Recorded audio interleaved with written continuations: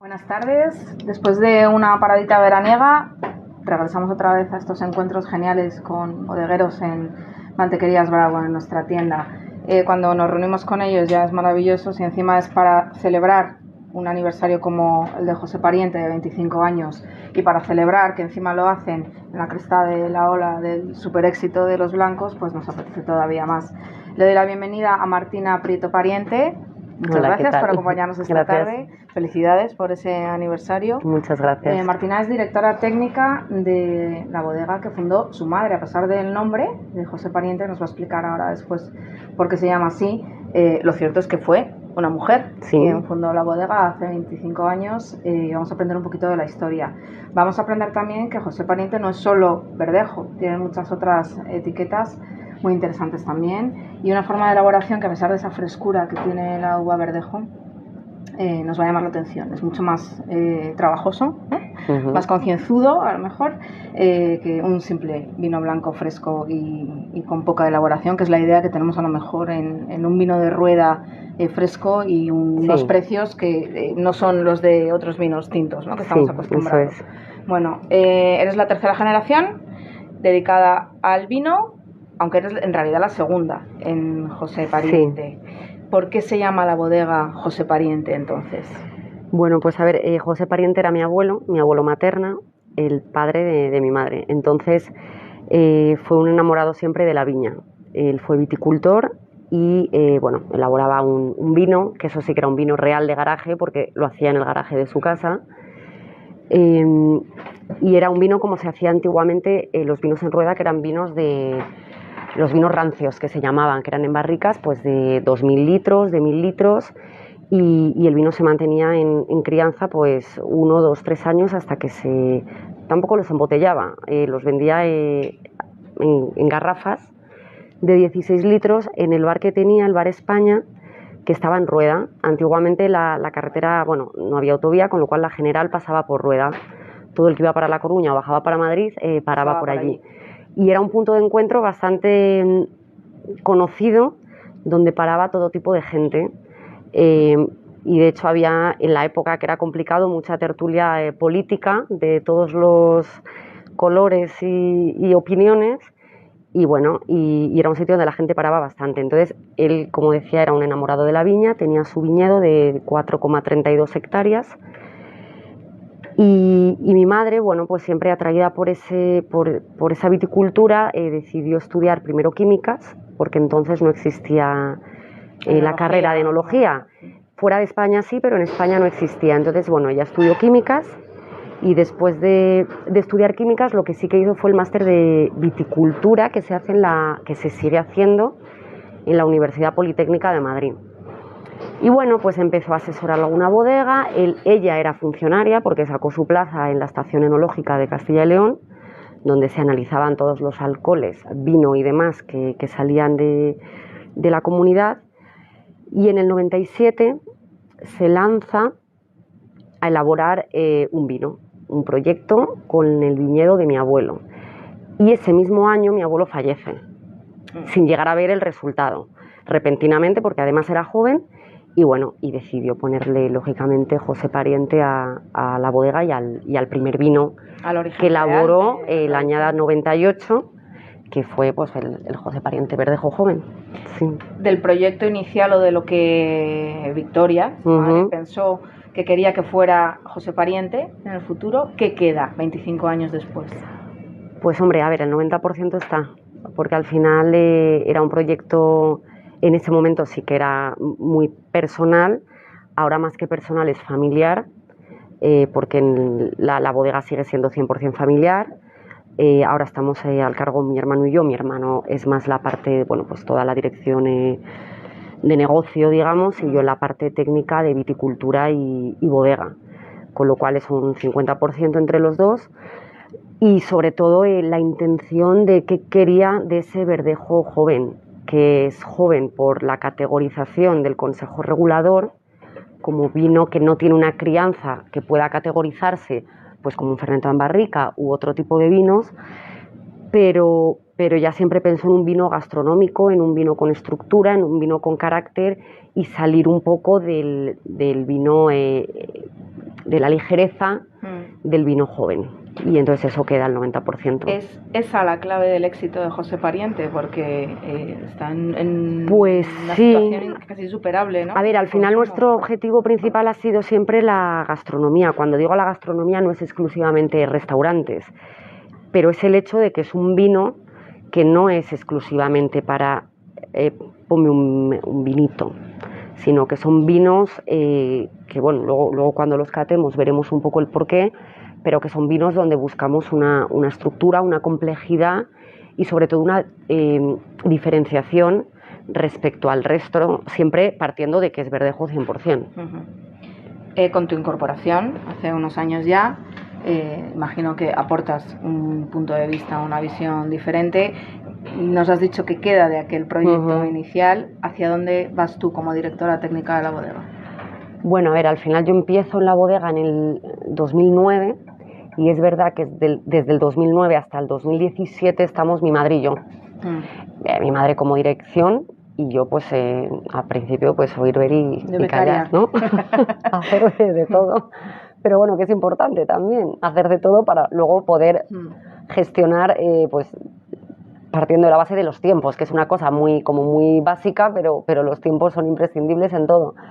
Entonces, bueno, en el 2017 sí que es verdad que es cuando yo tomo el relevo 100% de la elaboración de los vinos.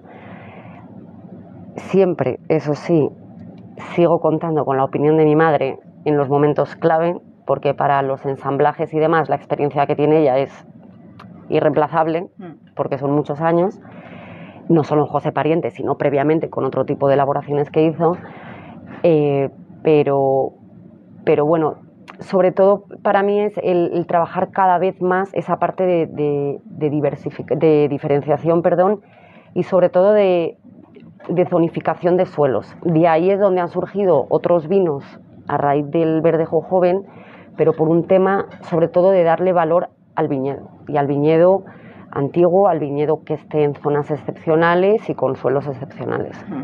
Okay. Nosotros trabajando aquí, aunque nuestra tienda es un poquito particular, tenemos la suerte de ver un poquito el termómetro de por dónde va el mercado, por lo menos en España, sí. Un poquito fuera también, pero sobre todo en España. Tenemos la sensación de que en los últimos años, y no muchos más atrás, en los más recientes, hay una mayor demanda de vino blanco y de vinos blancos más elaborados. Importa menos ahora pagar un poquito más por el vino blanco de lo que se buscaba antes, que venían a por algo más económico comparado con un tinto. ¿Tú lo estás viviendo también? ¿Crees que estás sin mercado o crees que España todavía claro. no...? Pero creo que es una tendencia mundial en función de la madurez del mercado, porque sí que es verdad que esto pasa en países maduros ya en cuanto a conocimiento.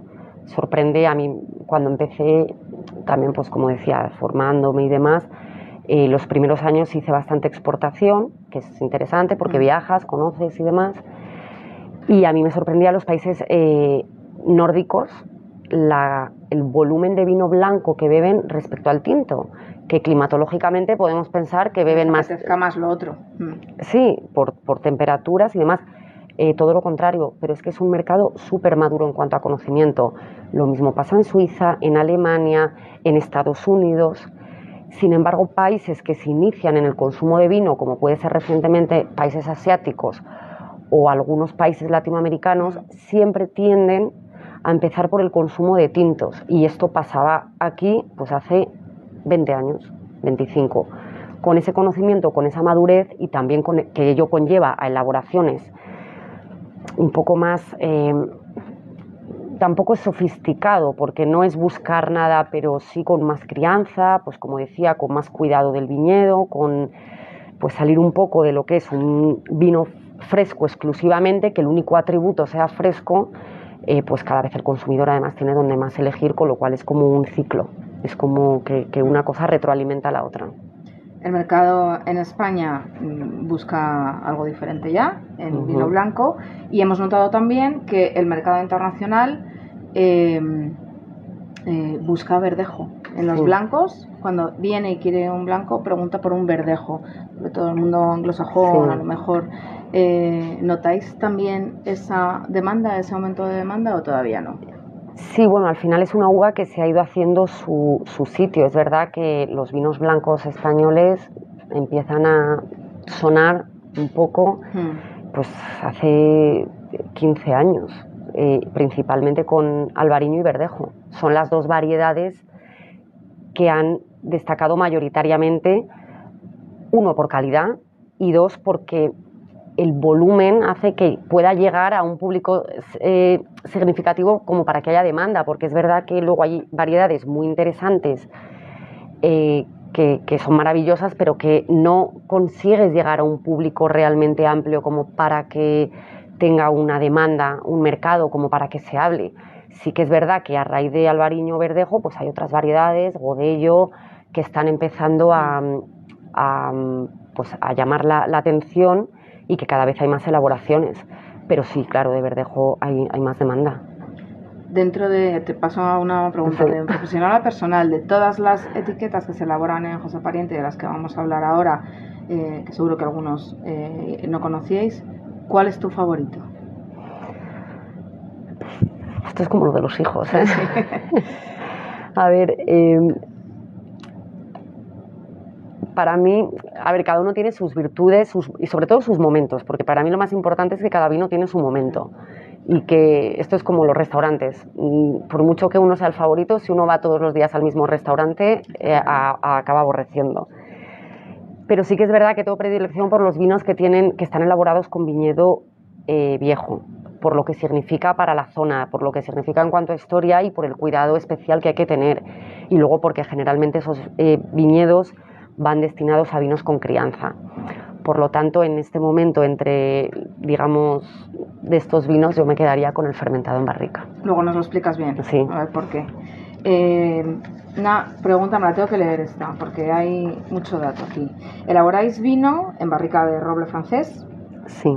En acero inoxidable, en depósitos de hormigón, ovoides y troncocónicos, en fudres y en tinas de madera. Sí.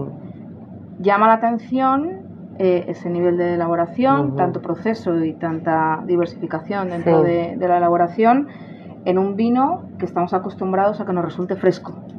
Sí. ¿Qué aporta, así una pincelada, porque luego seguro que nos hablamos un poquito más, pero qué aporta toda esa elaboración a un vino como José Pariente? Pues al final se trata de buscar para cada viñedo cuál es la mejor forma de potenciar las características que tiene. Entonces, sí que es verdad que todos los vinos de crianza, como son en este caso que vamos a catar hoy, el fermentado en barrica, pero que también está el cube y las comas, son en fudres, como decías, hormigones ovoides y barricas, pero en el caso del verdejo joven utilizamos, que es un poco la diferencia, utilizamos acero inoxidable, hormigón y madera, que son las tinas grandes. Y eso es porque nosotros utilizamos viñedos que tienen la media de edad, está en los 35-40 años y tiene unas características que conseguimos potenciar con ese tipo de elaboración. Al final se trata de buscar cuál es la mejor elaboración para cada viñedo, no a la inversa. Y en nuestro caso es lo que hemos hecho y al final pues decidimos ensamblaje final del vino del año para conseguir, como decía, esa estructura, esa grasa y sobre todo esa diferenciación del vino. Además de este superproyecto que es José Pariente, que es bandera absoluta del vino blanco en España, tenéis un proyecto más personal, tiene ya 10 años, no está recién nacido, ya saben lo que hacen y lo conocen bien, con tu hermano Ignacio, que es diferente, es algo distinto. ¿Cuál es esa diferencia entre José Pariente y Prieto Pariente? Bueno, la primera es que nosotros en el 2012 nos planteamos hacer vino tinto, con lo cual ya es la mayor diferencia. Sí que es verdad que, bueno, pues mi madre en ese punto nos dice, os apoyo, os quiero, os animo, pero yo no estoy dentro, estoy fuera ya. Gracias. Pero bueno, que está muy bien porque también nos ha ayudado a investigar otro tipo de cosas. Entonces, bueno, fue muy bonito porque el primer año era como, tenemos la certeza de que queremos hacer vino tinto, pero no sabemos qué queremos hacer. Y entonces el primer año es bonito, es precioso porque nos dedicamos a catar vinos de todo el mundo y a visitar viñedos. Primero a catar a ciegas variedades, zonas, estilos, pero para ver qué es lo que realmente nos gustaba, a dónde queríamos llegar. Claro, una vez definido esto es muy bien, pero estamos en una zona, que en este caso es Castilla y León, que afortunadamente tiene una amplitud vitícola enorme, pero donde hay que centrar y buscar qué es lo que realmente queremos. Entonces, bueno, el segundo año nos dedicamos a visitar viñedos por todo Castilla y León, ir seleccionando hasta que llegamos a más o menos zonas, viñedos que nos gustaron. Es verdad que 2013 y 2014 son un poco experimentación en cuanto a elaboraciones pequeñitas y luego ver cómo vamos ensamblando esos vinos, y ya podemos decir que el 15 es el año que realmente los vinos son lo que nosotros buscamos. Y son vinos hasta el momento de la tierra de Castilla y León. Luego nos cuentas qué es cada uno y qué vamos a encontrar si nos llevamos una botella a casa y lo abrimos. Es un proyecto que apuesta muchísimo por la sostenibilidad del viñedo. Este es un concepto que a mí me llama mucho la atención siempre, porque un bodeguero o alguien que trabaja el viñedo está trabajando con la naturaleza mano a mano y depende de ella. Entonces llama la atención que haya que hablar de sostenibilidad en medio de la naturaleza, pero ciertamente sí hay que tener un proyecto definido de sostenibilidad. ¿Cómo es el vuestro? A ver, es que la sostenibilidad siempre nos quedamos solo en la parte medioambiental, pero al final la sostenibilidad son varios pilares. Entre ellos está la sostenibilidad económica, que a la gente no le gusta hablar de ello, pero es así. Imprescindible. Es un negocio y hay que dar hay que alimentarlo, con lo cual tiene que haber una sostenibilidad económica, que muchas veces en ciertos proyectos nuevos es complicado, y más cuando un mercado ya es maduro y la oferta es tan amplia. Tiene que haber una sostenibilidad social, que para nosotros es importantísimo, porque al final nosotros estamos en el campo, en pueblos donde estamos fijando población. Yo soy, mi padre es de un pueblo de Tierra de Campos, de Palencia, y mi madre es de Rueda, y se nota, o sea, es una diferencia abismal de donde hay industria, aunque sea industria del vino, y donde no la hay. En Rueda hay fijación de población joven, hay apertura de negocios, hay rotación, es maravilloso. Donde no hay, como puede ser en Tierra de Campos, pues eso sí que es realmente la España vaciada. Para nosotros esa sostenibilidad es imprescindible. Y luego ya está la sostenibilidad medioambiental, que es muy importante, pero por supuesto, por la propia palabra, por el medio ambiente, pero también por la calidad de los vinos, porque nosotros hemos visto que desde que trabajamos de cierta manera en el campo, los vinos han mejorado enormemente, pero por la calidad de las uvas. Y esto tiene que ver con el suelo y el trabajo que se hace. Eso es. El precio de los vinos, oscila, pero los vinos más altos que tenéis en Prieto Pariente andan en torno a los 30 euros. Sí. En un proyecto que es tan personal, tan detallado, con tanto trabajo detrás, llama la atención, porque cuando viene un bodeguero con un proyecto de un viñedo, de una zona determinada, de un trabajo más especial, inevitablemente tiende a subir el precio.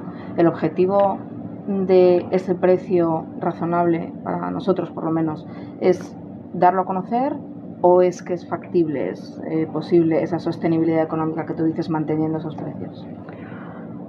Bueno, al final de esto es como lo del precio justo, ¿no? Quiero decir, es que el tema del mercado es, por supuesto hay una objetividad de precios, hay una objetividad de beneficios, luego hay una objetividad de demanda de mercado, y luego que nosotros siempre hemos creído un poco, es una palabra súper fea, pero es verdad, en la parte más democrática del vino, que lógicamente hay que darle valor a lo que se hace y ponerlo de manifiesto, pero creo que 30 euros para un vino es un precio más que razonable, en el sentido de que son vinos de volumen pequeño, que tampoco pueden llegar a todo el mundo, pero por una cuestión de cantidad, pero que al mismo tiempo a la gente que realmente le gusta, le apasiona el vino y se gasta dinero en vino, no tiene que hacer un sobreesfuerzo para consumir ese tipo de vinos. Y es un poco a donde queremos llegar con estos proyectos. Muy bien, bueno, yo creo que vamos a empezar ya. Tenemos todos ganas de probar y de escuchar todo lo que tengas que contarnos. Vamos a acabar con un José Pariente dulce, que yo creo que poca gente sabe que existe, para que aguantéis, escuchéis, aprendáis con nosotros y preguntéis todo lo que os apetezca. Sabéis que podéis estar preguntando y nos animamos a compartirlo con Martina. Muchas gracias. Pues nada, empezamos con el verdejo joven. Bueno, os voy contando un poco hasta que nos sirvan a todos. Esta es la añada 2021. En este caso, lógicamente, las añadas sí que son más tempranas en cuanto a la salida al mercado. Y como decía, bueno, nosotros el verdejo joven, que es el ampliamente conocido por los consumidores de vino, es un verdejo 100%, que para nosotros el punto de partida es el viñedo, como decía. Son viñedos de toda la denominación de origen Rueda, y la edad media oscila entre los 35 y 40 años, con lo cual ya partimos de viñedo bastante viejo para un vino joven. Sí que es verdad que, bueno, que depende de en qué país nos movamos, la edad del viñedo es relativa, porque claro, en el viejo mundo el viñedo viejo puede llegar a ser muy viejo y en el nuevo mundo pues el viñedo viejo no es tan viejo, pero bueno, nosotros en la bodega consideramos que 60 años ya es el punto de decir, es realmente un viñedo viejo. También es verdad que nos lo marca el que un viñedo sea vaso, un viñedo sea espaldera, porque los más antiguos son vasos y los más nuevos son espalderas. Como decía, son 35 o 40 años aproximadamente de viñedo, y lo que buscamos con este vino es una fotografía de lo que es la denominación de origen Rueda. Aquí no estamos en zonificación, no estamos en zonas exclusivas para mostrar el potencial de una zona, sino lo que sería una fotografía de la denominación. En Rueda, por simplificar bastante, están los suelos de arena y los suelos de cascajo.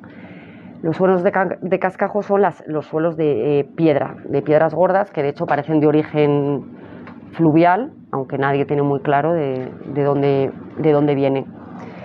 Y es lo más reconocible, pero sí que es verdad que en Rueda también hay mucho suelo arenoso que tiene unas características diferentes.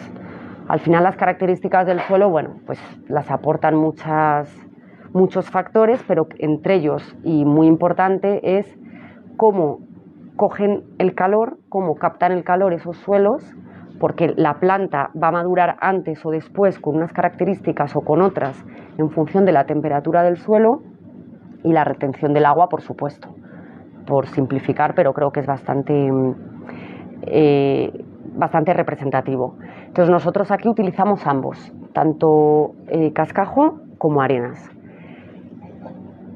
Y bueno, y diferenciación, y lo que nos da un plus y lo que conseguimos, como contábamos antes, nosotros vinificamos una parte en acero inoxidable.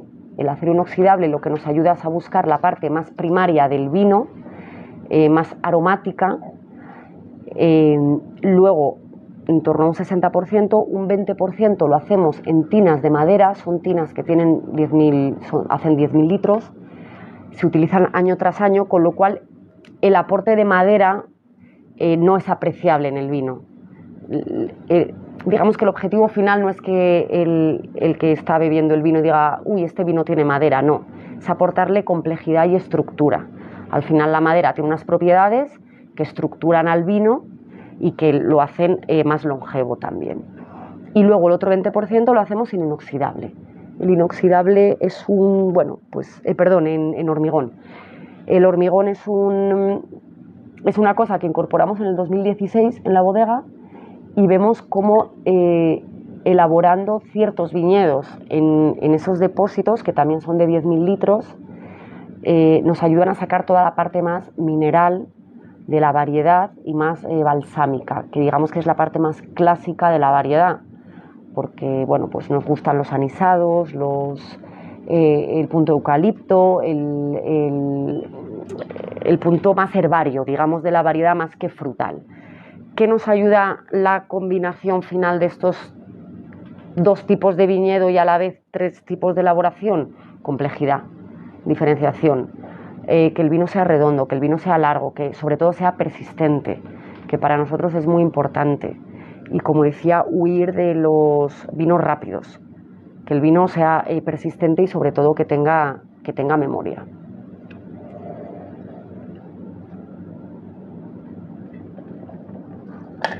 Y es verdad que yo no soy muy amiga de contar las características luego del vino, porque creo que es una cosa muy personal, y cada uno tiene su registro sobre todo de asociación de aromas, porque muchas veces, ay, a mí me huele, a lo mejor nadie ha olido esta cosa, pero sí otra cosa que es similar, porque al final pues la naturaleza tiene moléculas en común que hace que los aromas sean comunes, entonces bueno, es complicado.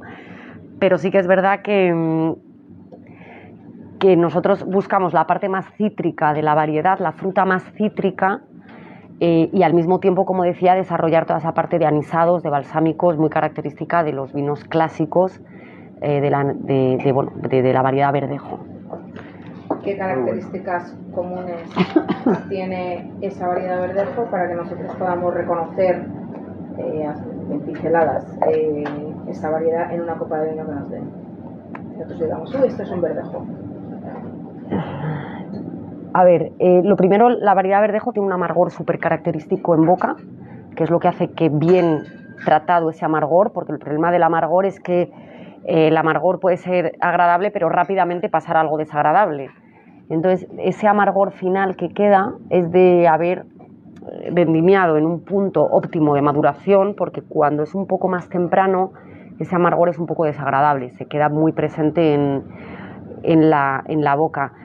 Pero el amargor de la variedad en su punto hace que el vino sea largo, porque al final el amargor y la acidez se asocian y hacen que el vino sea largo. Entonces, bueno, la variedad Verdejo tiene una acidez media alta, por situar un poco con ese amargor, y sobre todo la parte más clásica, que es la que nosotros intentamos elaborar, se reconoce fácilmente por esos anisados, por esos eucaliptos,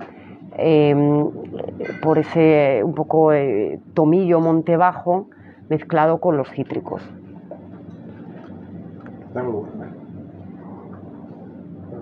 Cuando dices lo de los cítricos, ¿a qué te refieres? O sea, que... Fruta cítrica, pues por ejemplo pomelo, ese tipo que un poco la ralladura de limón, la ralladura de la naranja, que al mismo tiempo tiene ese amargor. Si se come con la parte blanca, sí, las ralladuras tienen ese punto amargor que es entre cítrico y amargo, pues aquí se reconoce, se reconoce fácilmente. Preguntaba que en el vino la temperatura, ¿qué peso tiene la temperatura que nos hemos justo probando? O sea, pues a ver, que te puede destrozar o no, ¿no? Sí, sí. Ahora... A ver, son opiniones. Tampoco hay que ser más papista que el Papa en cuanto a temperatura exacta, porque es imposible. Porque además yo entiendo que en un restaurante o en un sitio, en cuanto se saca de un contexto ya, aunque esté en la cubitera de meter, sacar, poner, servir, al final, pero sí que es verdad que temperaturas un poco ya alejadas del rango óptimo sí que lo pueden destrozar. Demasiado frío, sobre todo si lo que se quiere es apreciar un poco la cata, es complicado, porque al final el frío hace que los aromas no volatilicen, no salgan, y entonces es verdad que el vino excesivamente frío asemeja a todos los vinos. Que oye, que si se está en un chiringuito a 43 grados y el objetivo es beber vino, porque todos lo podemos tener en algún momento, el vino a 7 grados es maravilloso, porque es la única forma realmente de bebérselo. Pero si hablamos en un contexto de querer apreciar el vino y demás, pues a lo mejor no hay que ir tan frío. Sí que es verdad que el calor hace que el alcohol salga en exceso, con lo cual ese alcohol muchas veces cubre, pasa mucho en los tintos cuando se dice a temperatura ambiente, y la temperatura ambiente son 35 grados. Pues hombre, a temperatura ambiente solo hay alcohol en el vino, con lo cual sí es importante, sin ser el pesado del restaurante, de esto sí, esto está muy frío, esto, o sea, dentro de un rango. ¿Hay diferencias entre la temperatura del vino blanco de estas características al vino tinto? Sí, sí. Tiene que tener una referencia de temperatura. Sí, por ejemplo, en el joven, en un vino blanco joven, yo para servir estaría entre los 8 y los 10 grados. En un dulce, por ejemplo, muy dulce, la temperatura va más baja todavía, va a 7 grados. En un espumoso pues se mueve también entre los 7 y los 9. Y por ejemplo, para vinos ya de crianza, blancos, la temperatura sube entre los 10, los 12, 13, que podría ser como un tinto joven o con muy poca crianza, y ya cuando nos vamos a vinos de más crianza, pues en torno a los 14, 16. Es verdad que yo por encima de esas temperaturas me parece que los vinos están excesivamente calientes. Pero sí, al final, claro, son casi 10 grados de diferencia que marca mucho la temperatura del vino. Y no la calidad, sino cómo es cómo se aprecia el vino. Porque en función de la temperatura se aprecian unas cosas u otras. Con lo cual, en función de esa temperatura, el vino pues nos va a marcar una cosa u otra, siendo el mismo vino exactamente. Que el siguiente es un verdejo 100%, también, pero fermentado en barrica. ¿Por qué decidimos fermentarlo en barrica? Es que no es 100% y otro no. No, los dos, ambos. Ambos, sí. En este caso ambos son... Porque tuviese otra uva. No, es verdejo 100%. Entonces, bueno, nosotros, ¿por qué decidimos empezar a elaborar un fermentado en barrica? Porque vemos que tenemos unos viñedos con unas características especiales y que queremos potenciar. Estos viñedos son viñedos que, como decía, tienen más de 60 años, con lo cual están todos plantados en la forma tradicional de la denominación, que es en vaso. ¿Qué tiene de bueno el vaso? Que protege a la uva de las condiciones climatológicas en las que estamos, que es un clima continental, y al final el clima continental es extremo de frío y extremo de calor, y mucho sol, muchísimas horas de sol, porque es una zona seca. Entonces este vaso lo que hace es proteger a la uva y que no se queme, y es la forma tradicional como se plantaba, y son los viñedos, como decía, más antiguos.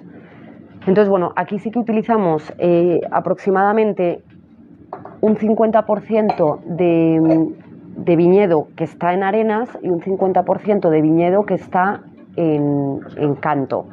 Pero tiene su explicación. La parte de arenas es más fresca en el sentido aromático, como madura más tarde, va más hacia estos balsámicos, herbarios que nos gustan, anisados, eucalipto. Pero la parte de canto, al retener más calor, lo que hace es que la uva tenga más estructura. Y esto nos permite criar mejor en barrica, porque al final para criar en barrica se necesita una cierta estructura de la uva, no se puede meter cualquier uva. Hay que meter uva con unas características que vayan a aguantar ese paso por la barrica. Entonces, bueno, en el caso de este vino es todo vendimiado a mano, lógicamente.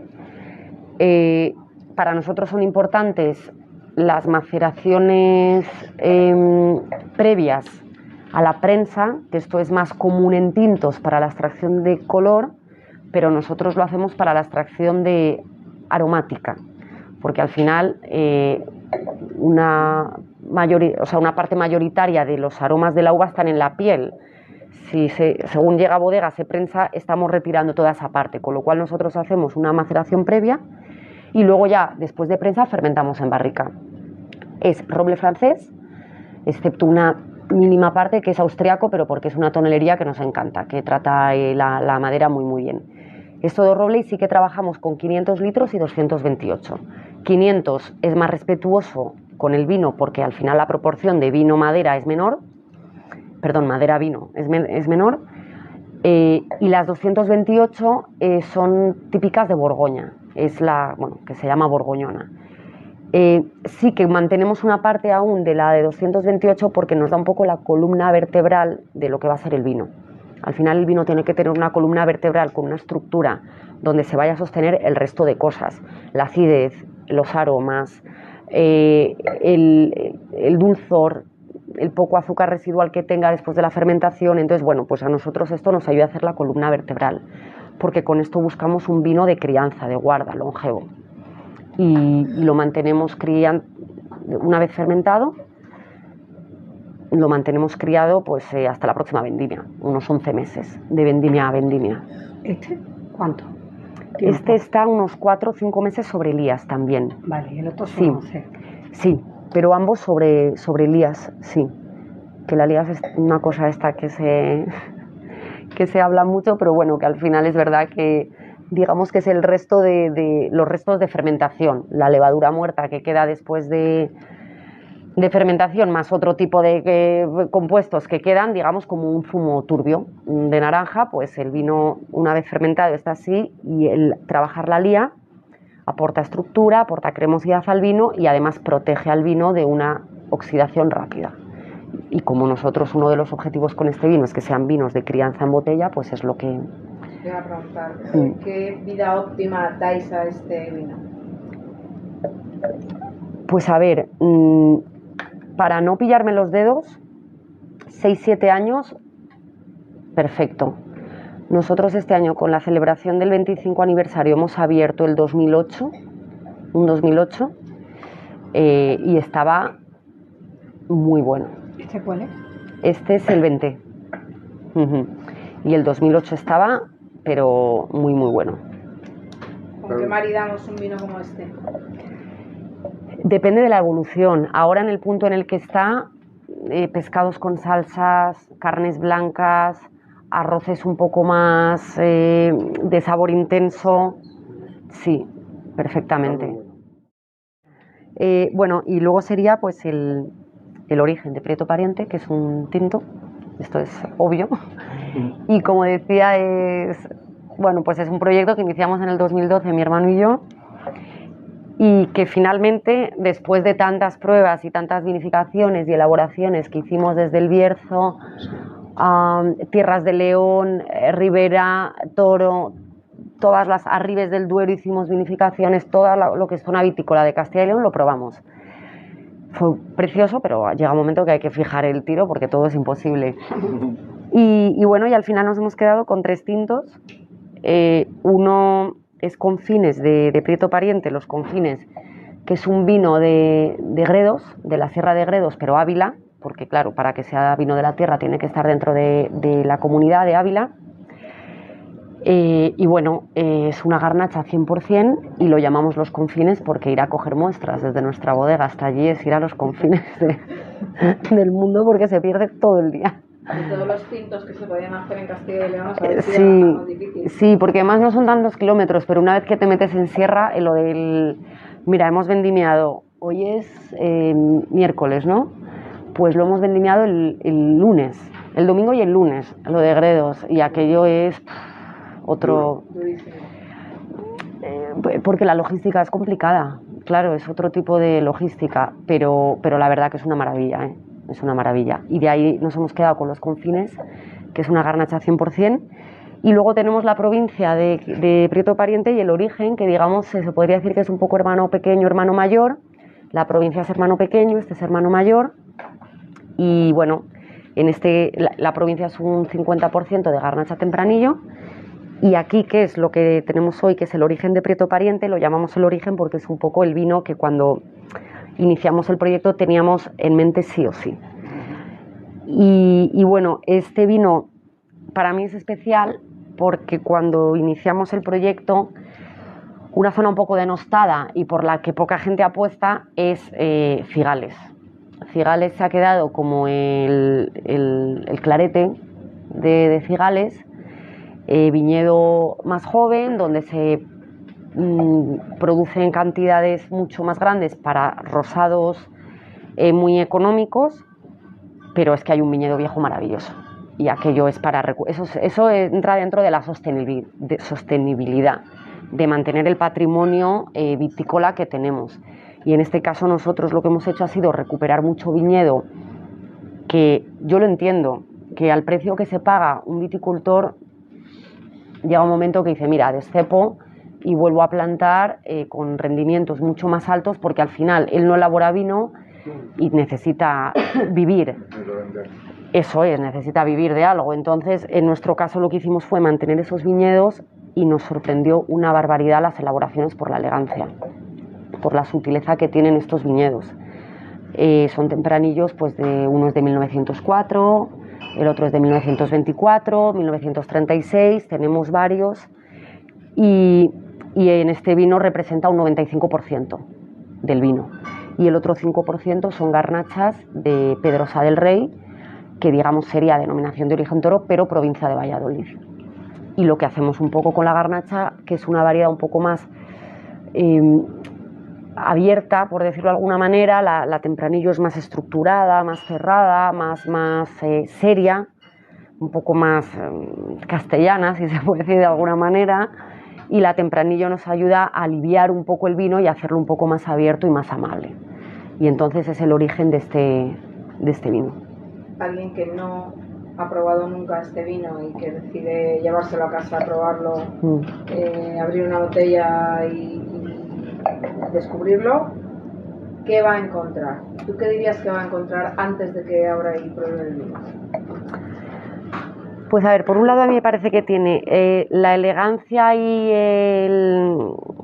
la prestancia, por decirlo de alguna forma, de los vinos clásicos, de los vinos, como decía, un poco castellanos, porque al final la variedad tira mucho, pero la manera de entender la variedad del punto de maduración de la vendimia y de la vinificación junto con la garnacha hace que al mismo tiempo tenga esa amabilidad en boca, que no lo haga tan serio ni tan duro, que toda la parte de la fruta roja que aporta la garnacha es muy evidente en este vino. Y bueno, el último vino para catar hoy es Apasionado de José Pariente, que el nombre es sugerente. Sí. Entonces, bueno, aquí cambiamos. Esto es un Sauvignon Blanc 100%.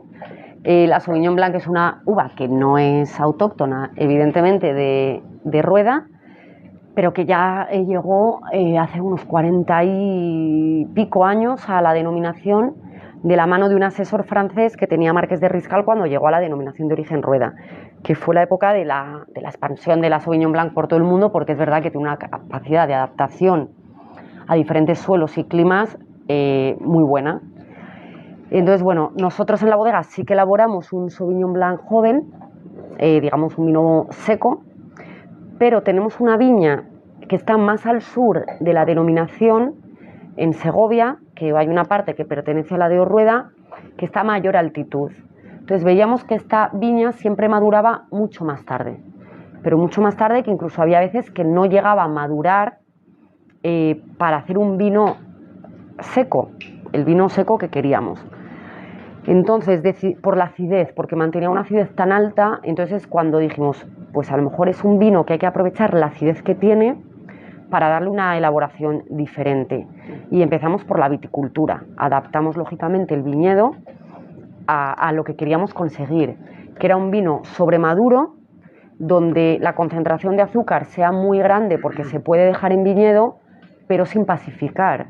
Entonces, para eso solo hay una cosa, tapar del sol, que no haya contacto directo con el sol. Entonces, lo que hicimos es una espaldera, pero que luego hemos dejado libre a modo de paraguas, y entonces lo que hace es tapar el sol. Es como una cosa muy básica, que tiene un nombre súper rebuscado, pero que al final es un paraguas. ¿Cuál es el nombre? Esprol. Sí, pero vamos, que es un paraguas.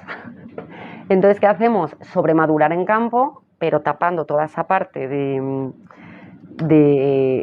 sol que hace que no pasifique. ¿Y qué conseguimos? Un vino con mucho azúcar, pero con una acidez muy alta. Es muy ligero. Y es claro, para nosotros es la base de este vino, porque son 70 gramos de azúcar residual, que es mucho. Lo que pasa es que la acidez es tan alta que equilibra muy bien, y al final lo que hace es que quita dulzor. Eso es, que se... sorprendido, ¿eh? Sí, que mantiene esa parte densa. Claro, porque mantiene esa parte densa del vino con tanto azúcar, que al final tiene densidad, es como... Sí, es el dulce, pero se va rápido. Eso es, porque lo que se mantiene es la acidez. A mí me acaba de dejar flipada, ¿eh? Sí, a mí también. De hecho, en nariz ya, está la parte de Sauvignon Blanc fresco. No es lo que dice el espesor, ¿sabes? Que como que pesa más. Sí. ¿Cuánto tiempo se puede...? Me ha sorprendido mucho. ¿Se podría dejar este vino? A ver, este vino, para conservarlo con estas características, 3-4 años. Es verdad que luego los vinos dulces con tanta acidez, la evolución es más complicada. Tampoco es la pretensión de este vino. O sea, 3-4 años es idóneo. Así como, por ejemplo, en el Verdejo le doy más, porque con el 25 aniversario abrimos un 2011, un 2006 y el 98 no lo pudimos abrir porque no se habían guardado botellas suficientes y no había. Y son estos fallos que se cometen cuando uno empieza. Pero lógicamente hay una evolución en el joven, pero el vino está entero por la forma de elaborar. No se ha caído. O sea, hay centro de boca, hay acidez, hay aromas. Pero en este no. En este la pretensión es 3-4 años perfecto. ¿Y este vino para? Está muy bueno. Pues este vino, yo para tanto aperitivo, esto con queso, con jamón, con foie, va divino, y para postre fresco también. Está muy bueno. Sí que es verdad que, pero esto, repito, esto es personal, yo por mis gustos no comería con un vino así, pero para aperitivo y para postre me parece que es muy bueno. ¿Para aperitivo con qué? Jamón, foie, queso, pero con jamón ibérico, tremendo. A ver, Ahora probamos. Buenísimo. Ahora desconectamos y empieza lo bueno aquí. Nos bebemos lo que ha quedado en las botellas y sacamos cositas de bravo, un poquito de jamón, un poquito de foie, así cosas clásicas. Así comparamos. Bueno, lo que queda claro es que no necesitamos nada más que José Pariente para una cena maravillosa, completa, de principio a fin, que nos van a encantar todos. Nos hemos descubierto, nos han gustado. Os animo muchísimo a probar José Pariente más allá del Verdejo, aunque sé que cuesta mucho salir de ese porque fascina a todo el mundo. Pero bueno, hay otras opciones que nos han encantado y queríamos compartirlo con todos vosotros. 1.000.000 de felicidades por Muchas estos primeros gracias. 25. Nosotros llevamos 90. Ya, bueno, Ya pues estáis nos en el queda camino. mucho. Yo ya, poco a poco. Bueno, y aquí te esperamos, aquí tienes tu casa, Muchas siempre que gracias. quieras compartir alguna novedad con Muchas nosotros. gracias. Bueno, gracias a todos por acompañarnos también. Nos vemos la semana que viene con José Moro.